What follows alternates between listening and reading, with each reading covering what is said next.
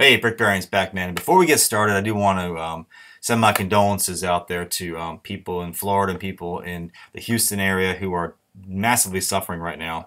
Um, I'm happy to see FEMA doing a much better job with the response this time as opposed to Hurricane Katrina uh, back in the day. And I'll be sending some money to help you out. I can't go in person, but I'm going to do the next best thing, which is send a donation. So again, folks, thoughts and prayers for you guys down there.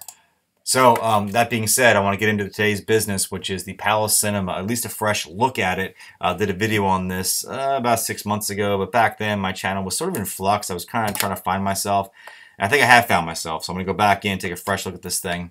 And I had a viewer, he did post on the comments section that the set was retiring. I did check Lego's website. It's not listed as retiring yet, but I guarantee it will be very soon. This thing's been out for almost 4 years. It's a pretty long shelf life for a modular. So let's get moving along here. For those that don't know, the Palace Cinema is actually modeled after the Grauman's Chinese Theater out in Hollywood, California, a very iconic landmark, and this was the scene outside of Star Wars during its premiere in 1977. And although I did not actually go to this theater to see it, being that I'm on the East Coast, I do remember my parents taking me, and I remember those long lines. That year, it was the movie to see. Everybody saw it. Everybody was talking about it. Even my parents, who didn't even understand what science fiction was about, went and saw it. So it definitely brings back a lot of good memories. So whenever I always remember this scene, and I always remember this picture. So that's why I love this set so much. So Grand Emporium is a set we're going to look at, sort of to compare it to. This was released in 2010, and it was retired around 2014, so also had a 4-year shelf life. A retail price of $150, current value of $276, and a parts value of $430. So it's doing pretty well. Hasn't doubled yet, but it will eventually. As far as resellers go, the Grand Emporium is reselling at minus 35% of its parts value, which is about average for most sets. So what about the Palace Cinema?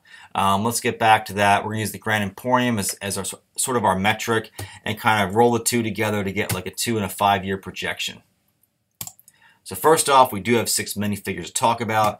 There's not a lot to talk about. These minifigures are fairly common. They have common prints, common molds. You can find these really anywhere between $2 and $4 a piece. They won't go up much in value, if at all. So not a whole lot driving the price with these little guys. Parts value on the set is $245, and it's a good spread with a retail price of $150. 300 parts value would have been the best set situation, but you don't always get there. 2 years after retirement, we have a price tag of $159. That's a $245 for the parts, minus 35%, at $159. So the big question, those are the raw numbers. Do I agree with the raw numbers subjectively?